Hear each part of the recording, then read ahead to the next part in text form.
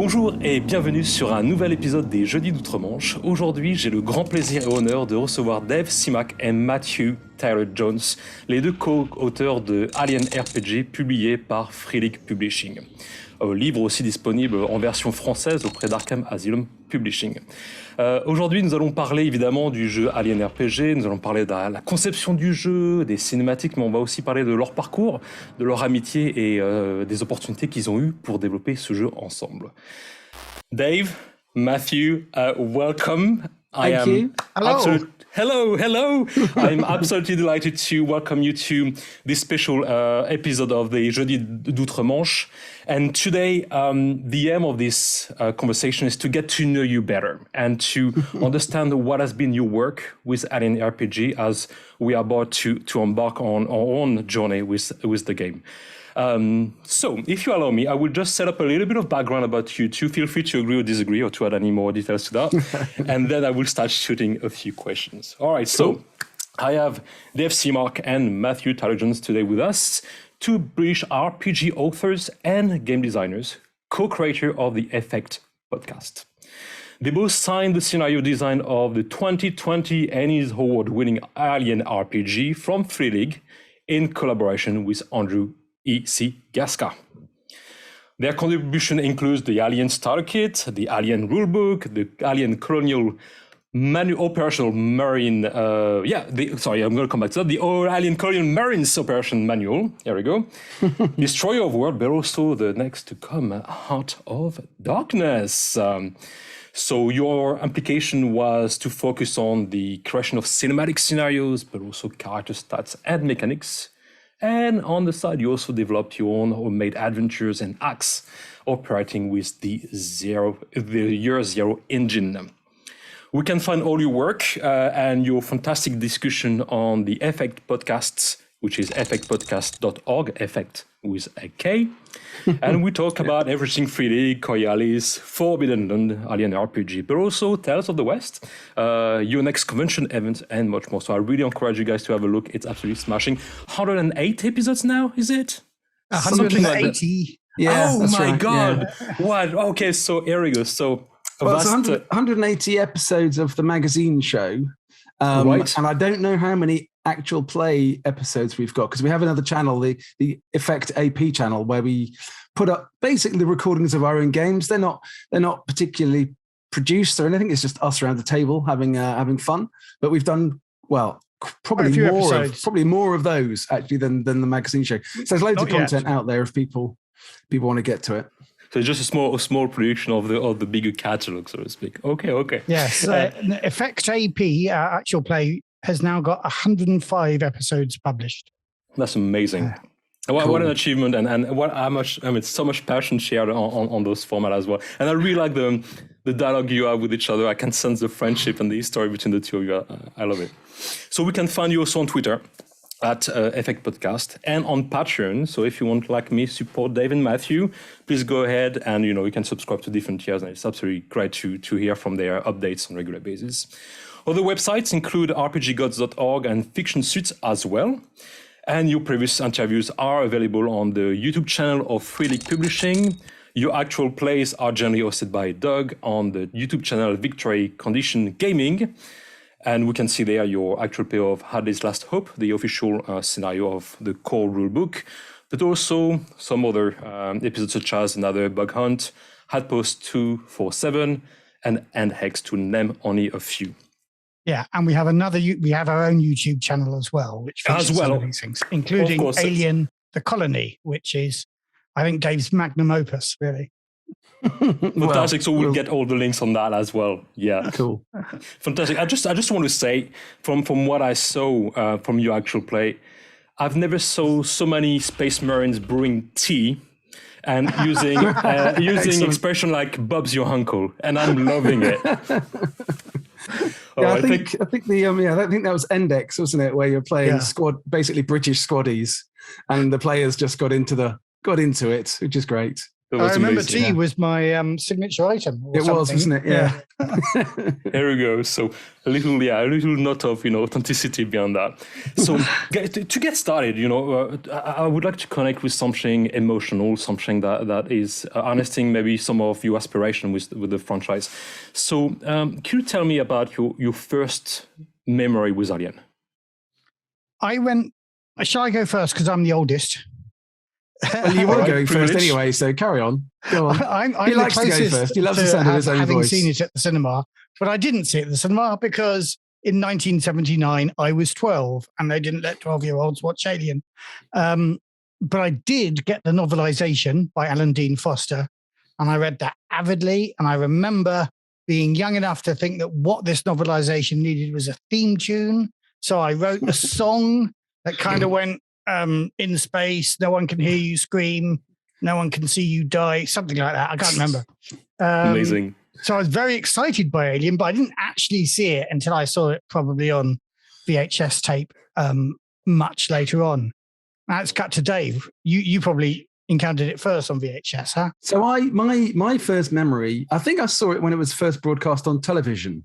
So when I was a kid, I had a little black and white TV, portable telly, about this big. It didn't have buttons on it. You had to tune it to get to the channels.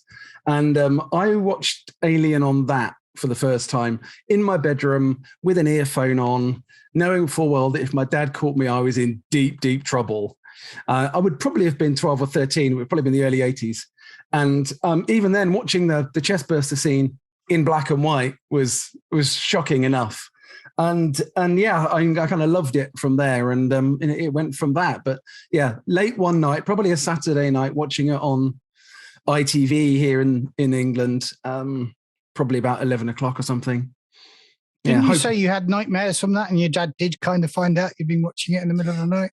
No, my dad. A couple of years later, I recorded The Thing. The Thing is another of my enormous favorite. The 1982 John Carpenter version of The Thing is probably my favorite film of all time.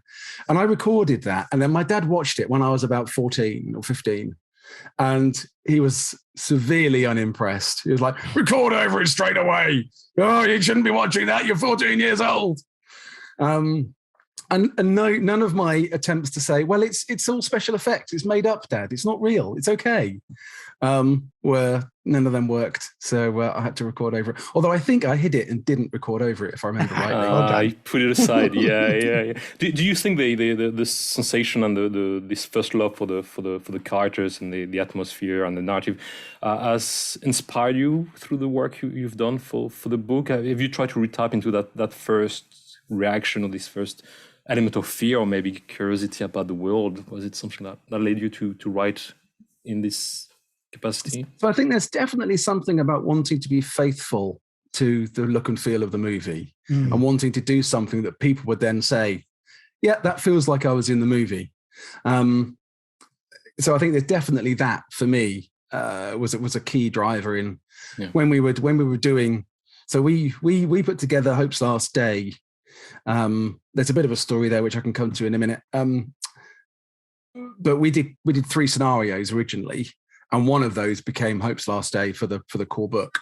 Mm-hmm. And when we were writing those, not only did we want to make sure that each of those scenarios was focused on a different aspect of the game. So the first scenario was around explorers, the second was around colonists, and the third was around colonial marine style, all based at Hadley's Hope, but different style scenarios.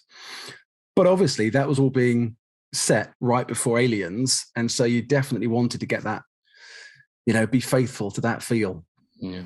That's something we'll touch on a little bit later as well, is the setup of the amount of expectations that come with an adaptation and how much you navigate through this, knowing that obviously the IP and the franchise is divided with different ownership, and there's quite a bit of processes and red tapes to maybe even propose new ideas or to extend that universe. It can be I can imagine quite a specific dance to do to get your point across sometimes. Well, I think just to say something briefly on that. So Andrew Gaska is kind of the canon king for this version of Alien, and he's obviously been working for a long time as a Fox canon consultant or franchise consultant for Alien, plus other things.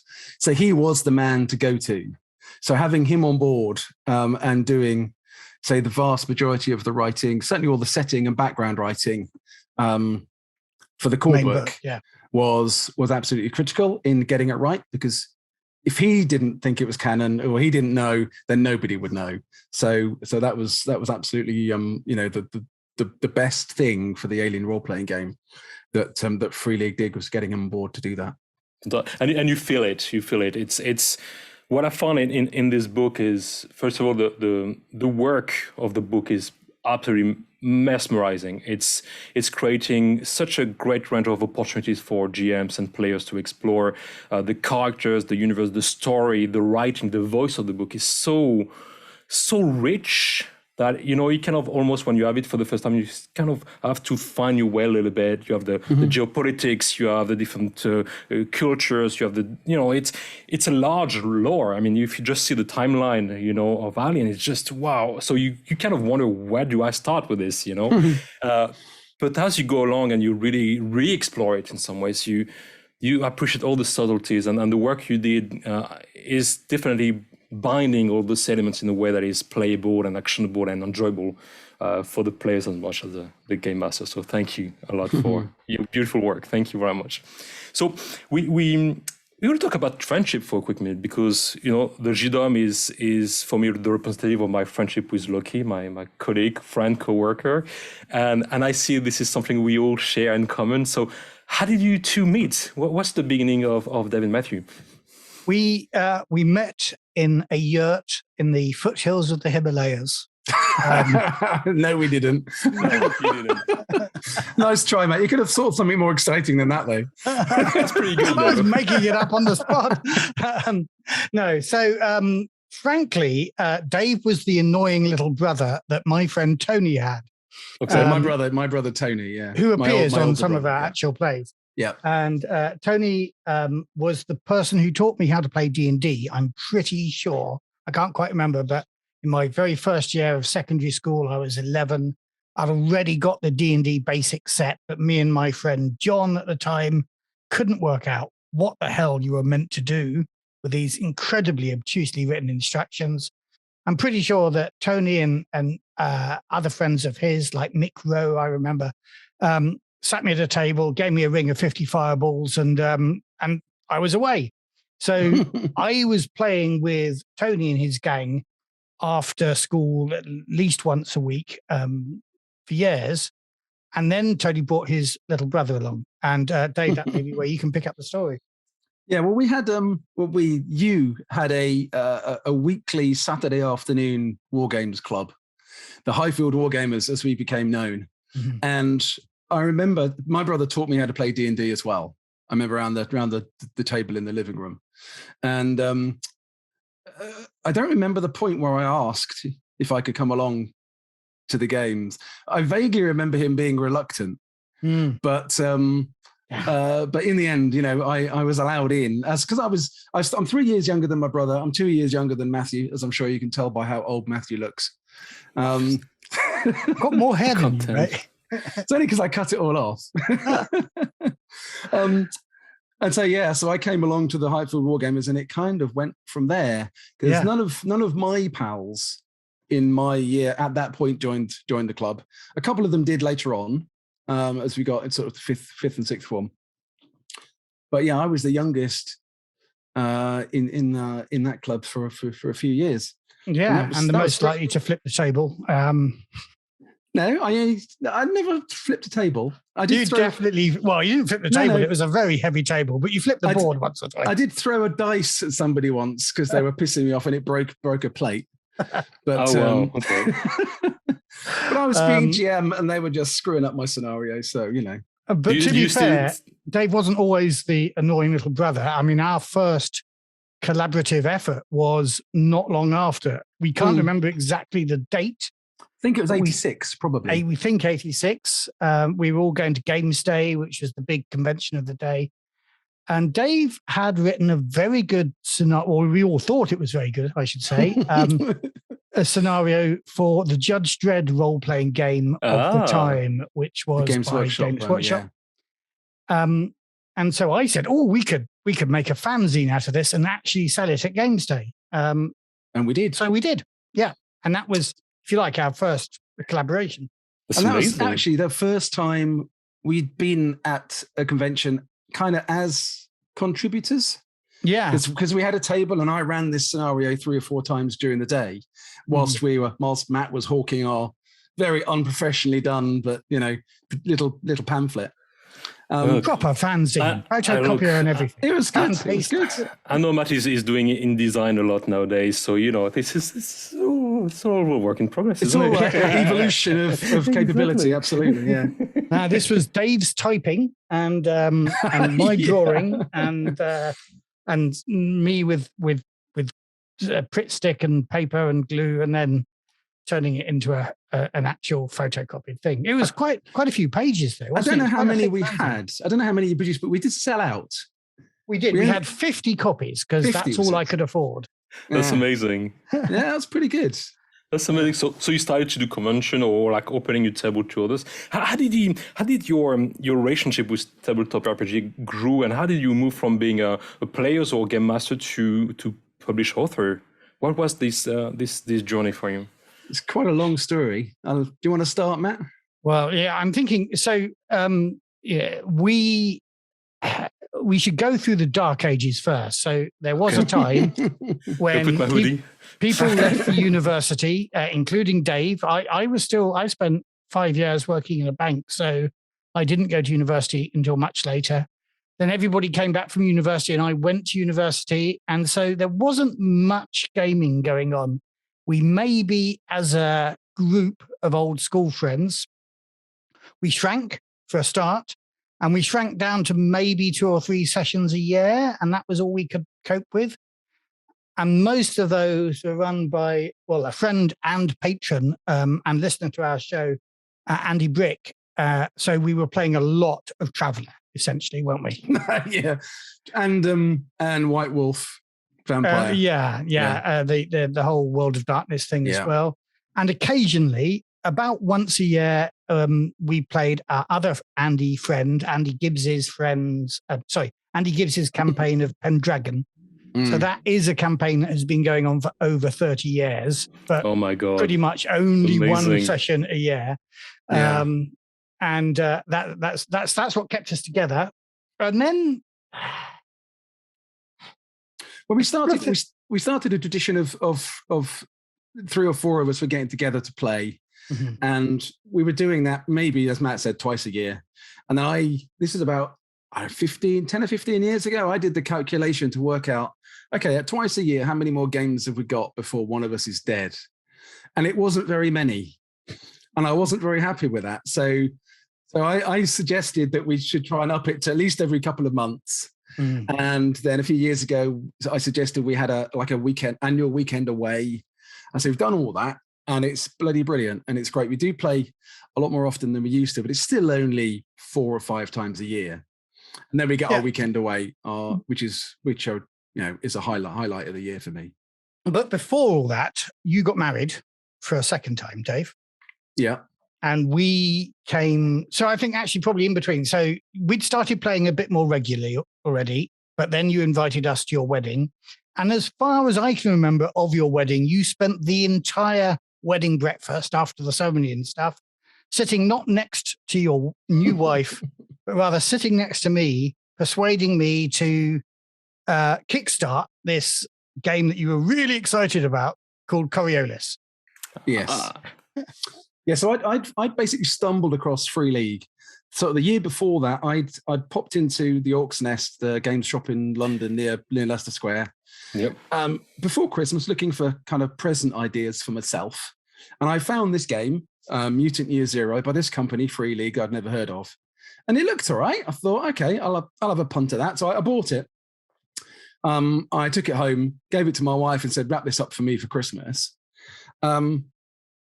Then I opened it and never looked back. It was great. That's the one indeed. Yep. So it was totally random. Just I happened to be there and I saw it and on a whim bought it. Then they were kickstarting Coriolis, or talking about kickstarting Coriolis, and I knew that this was a game I wanted to play, not to GM. because every game I see and I go, wow, I want to play that, I end up GMing it because I buy it and then I run it. So I basically browbeated Matt until he agreed to pitch in for the PDF because I wanted to play that game rather than run that game, although I've done a lot of both, actually.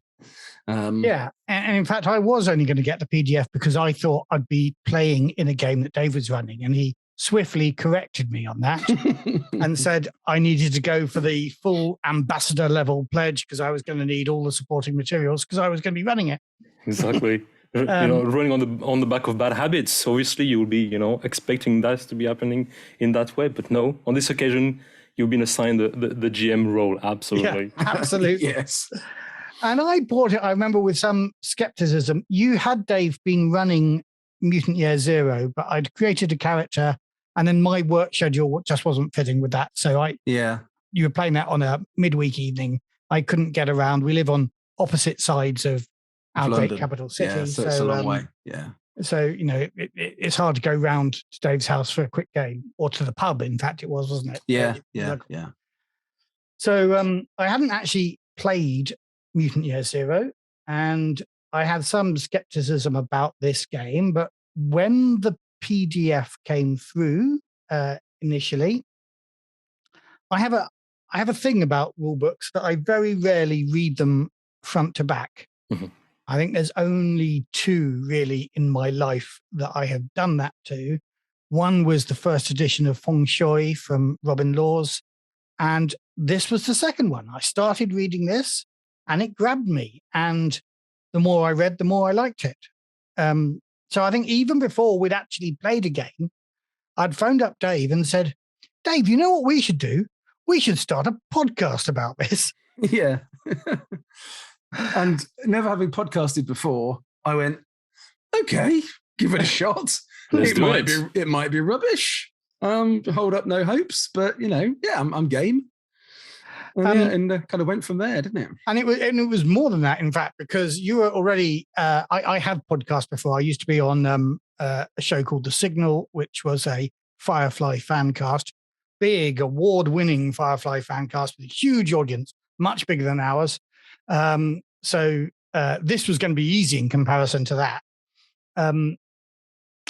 But I remember, Dave, you were really excited because at one of our phone calls as we were planning it, you were saying, yeah, and we can go to Sweden and we can interview the guys from Free League, and then we can become their friends, and then they're going to give us work, and then I can resign from my job and write full time for RPGs.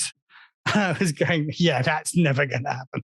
Well, I did say this is my fantasy trajectory. Yeah. I totally got it. It was total fantasy. But then, as time went on, it did happen. Bits started happening, and it was, it was very, very, what's the word I'm looking for? Very, so weird, I think, strange. It was your chutzpah. I maybe we would have interviewed the guys from Free League, like you and I are talking now on the phone, and you're only in Bristol, so you're not so far away. But we actually phoned up, or we got in contact with the guys at Free League, and we said, we are going to come to Sweden to interview you. Where can we meet in Stockholm or something like that? Yeah, fantastic. And then also at the very last minute as well, we managed to get to talk to Jan Ringen, which is now part of Free League, but was then a separate company with Matthias Lilia and Matthias Jonsson Hacker now. And they weren't even based in Stockholm, were they? No, and they were brilliant. They basically, it was a bit of an oversight. I emailed them sort of about 12 hours before we were traveling. And Matthias just came through and was like, yeah, great, no worries, meet them here and do this, that, and the other. It was absolutely brilliant. So we had a very busy couple of days. Yeah. Amazing. So basically from your discovery of Mutant Year Zero Coriolis, your passion for the game led you to connect to those people, the publishing companies, and you put your foot first and you decide to connect. And so you managed to meet them, share your passion with them. And how did this passion interest become a working collaboration? What was the tipping point of that relationship, so to speak? So the tipping point or our opportunity was Alien also sort of conflating with UK Games Expo in 2019. Yep. So they'd obviously been working on Alien. It was a big secret. They were coming over to Birmingham for the UK Games Expo. They obviously knew us and, sort of trusted us enough to say, would you come and help us? First of all, of course, they said, we've got an idea, but you're going to need to sign an NDA before we can tell you what this idea is. I bet. Yeah. So we signed the NDA. They said, we want you to then demo Alien for us at UK Games Expo. And we thought about it for about a nanosecond, if that long, before we said yes, of course. And then it was like, okay, what scenario have you got for us to run? And they went, well, we haven't got one. You'll have to write one. So we went, okay. And then we started, that's where we started with the whole Hadley's Hope idea. We sat down and came up with these 3 scenarios that we then ran over the 3 days to, as I said, to try and showcase all the different aspects of the sort of cinematic experience. And also to stop us going mad, because we were going to be running 90-minute a lot of sessions, kind of back to back throughout the day. And yes, Dave and I were going to be alternating, so we weren't going to be doing it solidly, but we were still going to be running the same adventure maybe as much as 7 times in a day. So we thought, we don't want to do that. We want to give ourselves a bit of variety. So we did those 3. And yeah, we tried to look forward to the development of the thing and do one that was a kind of Space Truckers sort of thing. Kind of, actually, to be honest, a kind of Firefly-like heist. Yeah. Then the one that was kind of more core to the alien and colonist idea, and one that was going to be a little bit more like Aliens, more military. Focused, yeah.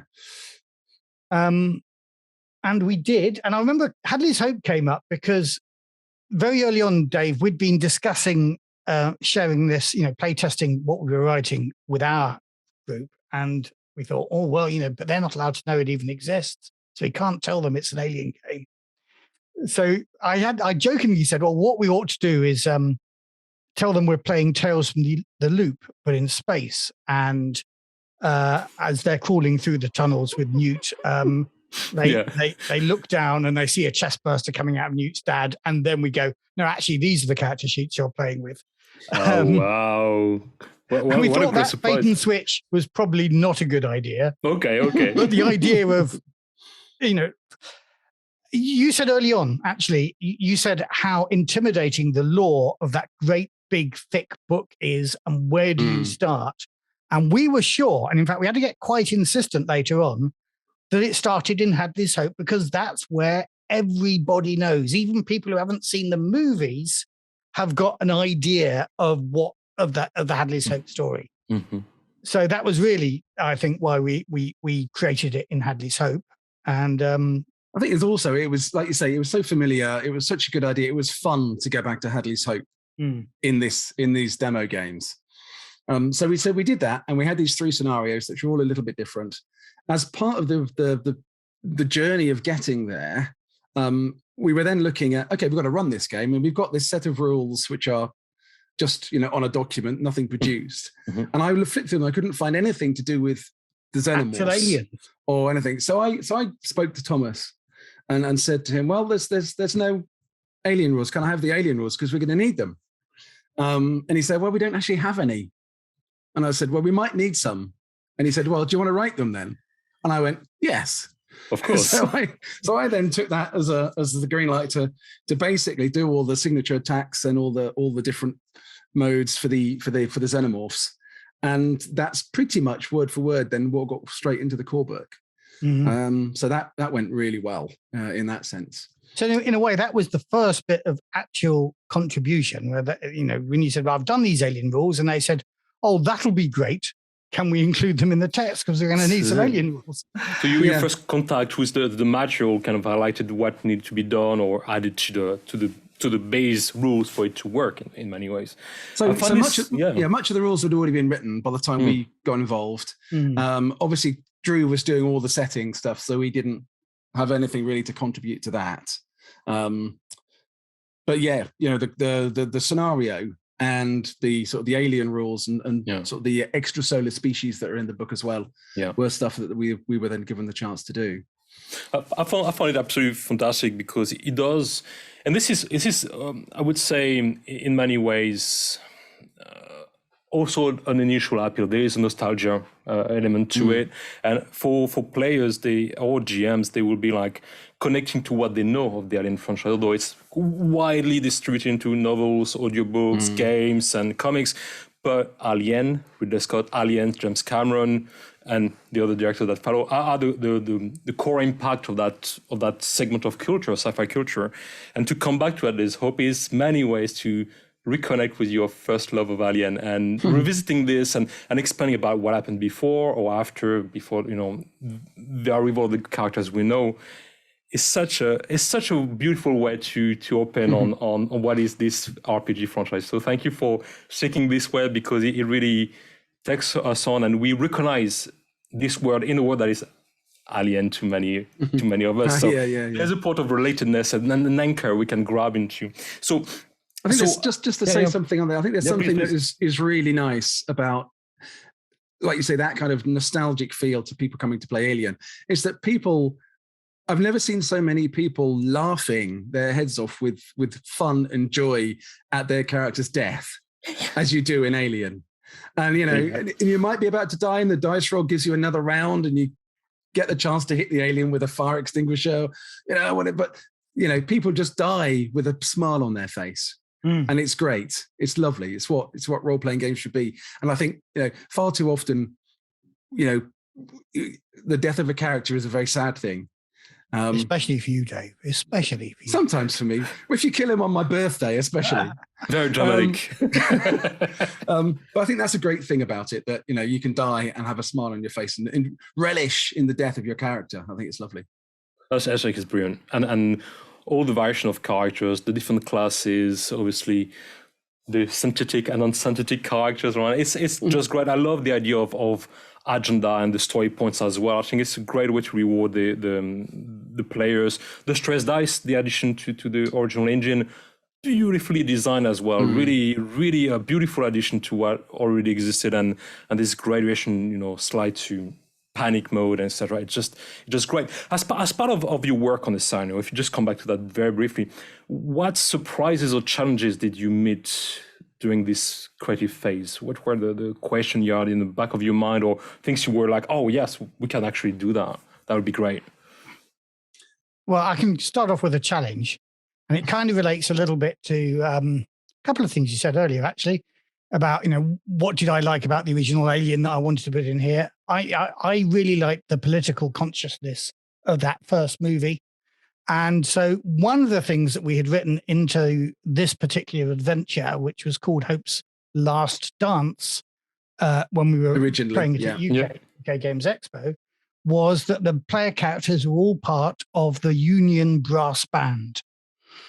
And just about the first thing they said, when they said to Dave, right, can you touch it up for main publication? Just about the first thing they said is, but you can't have the union. Take out the band. Yeah. I think that's a very British working class kind of, almost, I guess for a wider international audience, it's probably quite a niche thing, isn't it? So I'm not surprised that they didn't quite understand the cultural resonance of that perhaps Matt and I had.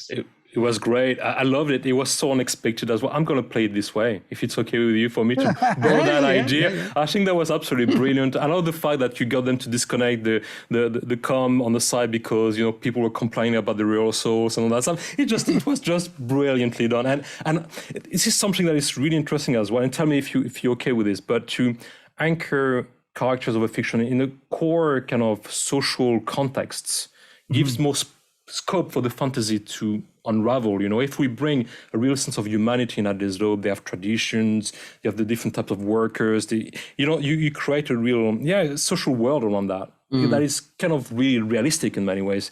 Then when the fantasy or the panic starts, then you have a vast territory to explore. So I think sometimes just one or two little cultural references or hooks like that can open lots of role-playing opportunities for people who then get it, to understand it. And it's all too easy to have sort of two-dimensional characters where actually with a little bit of thought, not much, and a few little references like that or tweaks, you can really turn them into three-dimensional characters very quickly. Correct. Yeah, absolutely. Do you obviously, well, Alien being such an evocative franchise, you have a lot of imagery, monsters, characters, atmosphere, and setup. As a game mother, how do you deliver on those expectations, but in a way that remains surprising, fresh, and new for the players? How do you do that, knowing that you're going to play Alien? You sign up for a certain amount of situations. So how do you keep your players on their toes and surprise them with the world? So I think there's a thing about trying to break the standard model of an Alien movie. Mm-hmm. So there's an awful lot of very good Alien scenarios out there, and quite a lot of the ones I've produced have been of a similar model, which basically follow the act structure of Alien or Aliens, which is absolutely fine. Players want that. Players enjoy that, and they fill in the gaps for themselves quite frequently. I think there's very much a thing for me about the unpredictability of a xenomorph. So the signature attack tables, I have seen some people complaining a little bit that you roll the dice and you come up with an answer that just doesn't make much sense. Why would the alien hiss when he's about to kill so and so? Well, it's unpredictable. Yeah, it's an alien. How do you know what it's thinking? That's the point. You just don't. You just maybe take that moment and hope for the best, and it gives you another opportunity to escape. So I think that works really nicely. Also, I think I like to kind of imagine situations that pit the players either not so much against one another, but in situations that are a little bit unusual. So, for example, I did a convention scenario which I think was then run a few times online because of COVID, called Home Sweet Home, mm-hmm. which is basically, if you've ever heard of it, it's the Hatfields and McCoys, which is like a Western story of two families who were feuding in Kentucky, very, very violently and very tragically, because a lot of them were killed. And I set up this situation where the players were these two formerly feuding families who are now collaborating to work on a particular site, and then bad things happen, and they not only have to survive, but they then have to manage the relationship between them. So I like to do things like that just change the dynamics slightly. I think the character personal agendas go quite a long way to doing that anyway in Alien cinematics. I think they're very effective at that, particularly if they're well written. Then they can open up loads of gaming opportunities. But so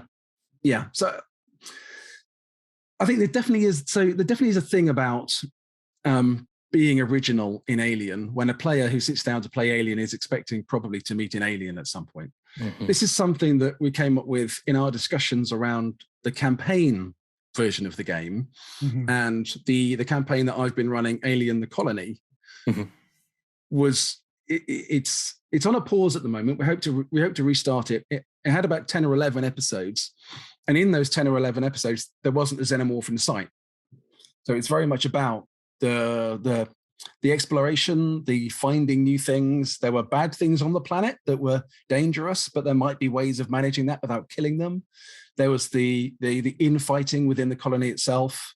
So there's a lot in there if you can just look beyond like the inner jaw of the alien as it's trying to kill you. I think there's quite a lot to it if you put a bit of effort into it.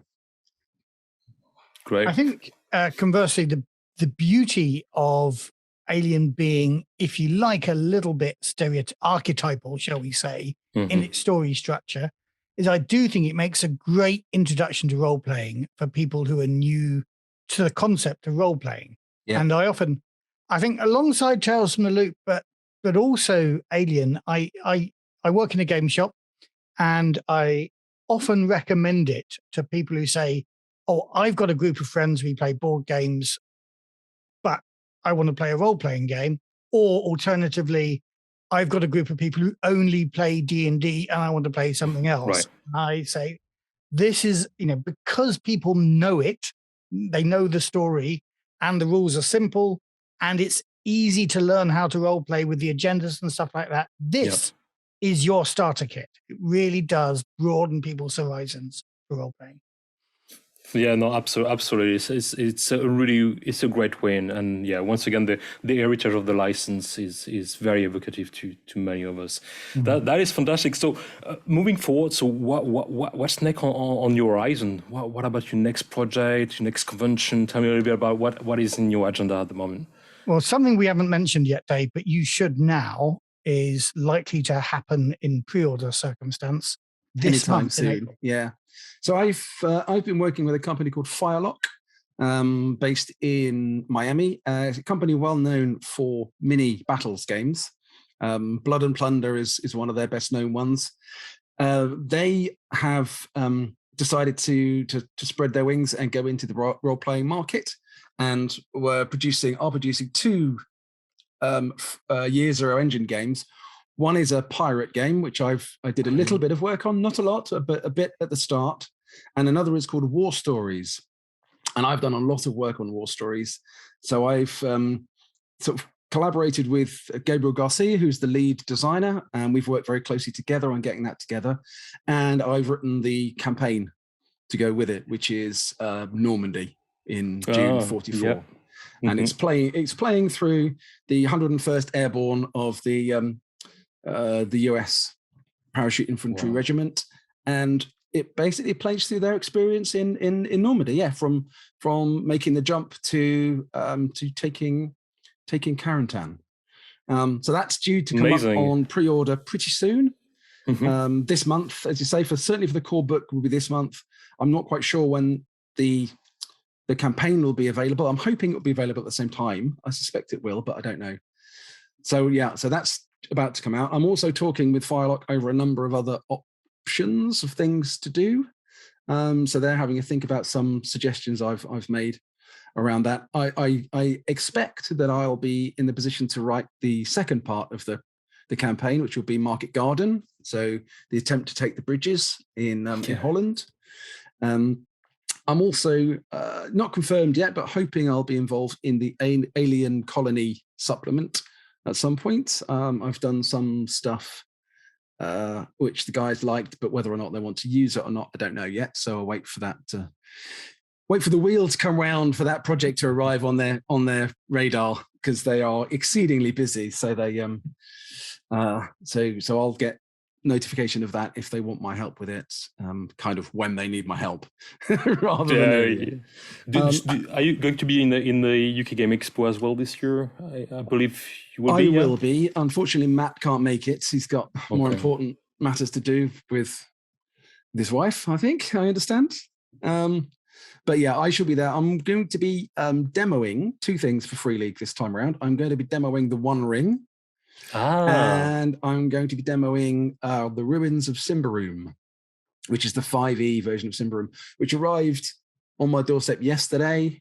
So I've got a bit of reading to do. A bit of prep to do. I've run quite a lot of Cymbaroom on the original rules, but I haven't done it in 5e yet. So that'll be fun. Excellent. So a lot of writing, a lot of game testing and demo to do. That's amazing. I'm really trying to go to the convention this year. That'd be great to meet you there as well, and hopefully we'll be able to connect in person. Can we just have maybe a quick word about Tales of the West, which I believe is still in development at you? Tales of the Old West. Yeah, go on, Matt. I've done a lot of talking here. This is currently a kind of exclusive to all our, well, not even to all our patrons, to our $5 patrons and above. But some time ago, shortly after Forbidden Lands came out, I said to Dave, this would make a great Western game.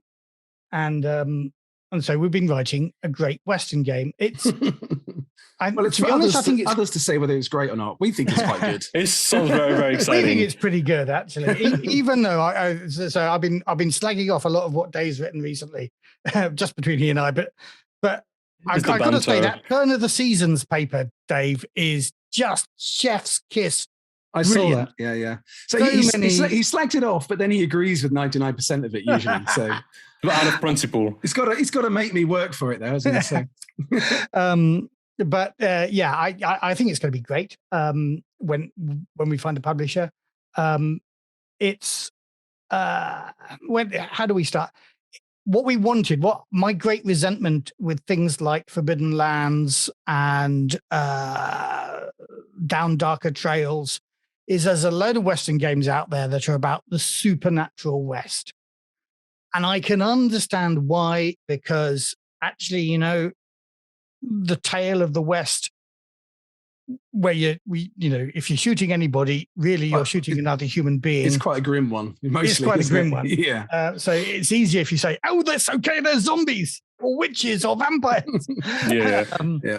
But I really, you know, both Dave and I have a passion for stories of the West, and some come from Lieutenant Blueberry in European bande dessinée. They're just stories about people. They're not stories about vampires and witches and zombies. And we really felt that the Year Zero engine could work really well for games like that. So we've been devoting every spare minute that Dave has had, and some of mine when I'm not learning to practice the guitar and things like that. You've got to get your priorities right, Matt. Come on, mate. I've got to get my priorities right. Guitar practice. Get Tales of the Old West out of the way first. Anyway. Would you do the soundtrack as well for the game? Yeah. No, we can have a soundtrack too. He won't, because he's not very good at guitar yet. That's why he's practicing. Oh, I see. All right. Okay. So you can hear some of our play tests actually on our actual play stream, and there's some of the more popular episodes on that. So I think it's interesting. And I think we're coming to a very much kind of alpha version now that we can possibly start sharing with a wider audience. But first of all, our patrons will get it. Fantastic. Yeah. But we're definitely going for a gritty kind of feel to it. We want it to feel hard, and earning money should be difficult. And getting into a fight, quite often the bullets are going to miss, but if one hits you, it's going to be bad. So it's that's the kind of edge and feel we want to go for. And we also, we want to be authentic with its historicity, if that's a word. So it's not going to be recreationist. We can't put in that amount of work and time to do that. And I'm not even sure you can, because there's such a wide variety of stuff across the period and across the states and the territories. It's so big, a very canvas. But we want to be, kind of honest and respectful to the history. We're not going to be whitewashing any of the bad bits. And to say there are a lot of bad bits. And we want people to come to the game to play it. We're not being evangelical about it, but if people then get an interest to go and learn a bit more about the real history as a result of something we might have written or added into the game, then brilliant. That's great. It's a game first and foremost, but it definitely wants to be true and respectful of the history. That sounds like a wonderful experience, yeah. Respectful of the myths as passed to us through cinema and TV. So getting the balance right between, say, the mythological shootout at high noon and the historical shotgun in the back, basically. Realities is kind of where we're aiming. Yeah. And I'm not sure necessarily that we're always going to get it right, but I'm pretty pleased with what we've done so far. It feels quite right to me. I'm really excited about it. I look forward to. Yeah, absolutely. And I'm pretty sure we can learn more about it on your podcast. Again, effectpodcast.org. That's with a K. And you also share everything else about Free League, Coriolis, Forbidden Land, and ALIEN RPG. Thank you so much, Dave. Thank you so much, Matthew. It's been an absolute pleasure to connect with you, and I'm absolutely delighted for the time you spend with me today and our little community at Les Jeudis d'Outre-Manche. There again, Effect Podcast at Twitter, the patreon.com/effect. Donate, contribute, get the first preview of Tales of the West. Here we go. Otherwise, you also have the YouTube channel of Effects. You can find more information about ALIEN RPG on the channel of Free League and the website of Free League Publishing. In France, it will be Arkham Asylum Publishing. And the rest of your website will be rpggods.org, fictionsuit.org. And I will also say a special thanks to the entire team of Free League for the conversation we had over the last few weeks, and a special thank to Boel and Doug as well for the chat we had via email. Merci à vous deux, merci Dave, merci Mathieu pour nous avoir rejoints aujourd'hui. Nous avons très hâte de lancer notre partie d'Alien RPG et puis de vous faire partager cette aventure et encore une fois de donner l'espace aux créateurs de nos campagnes et de nos jeux. Voilà, un peu d'espace pour partager leur passion, leur expérience et les ambitions qu'ils ont avec leur jeu. Je vous dis tous à très bientôt et voilà, bon jeu à tous. Merci, au revoir. Bye bye. Bye. Bye bye.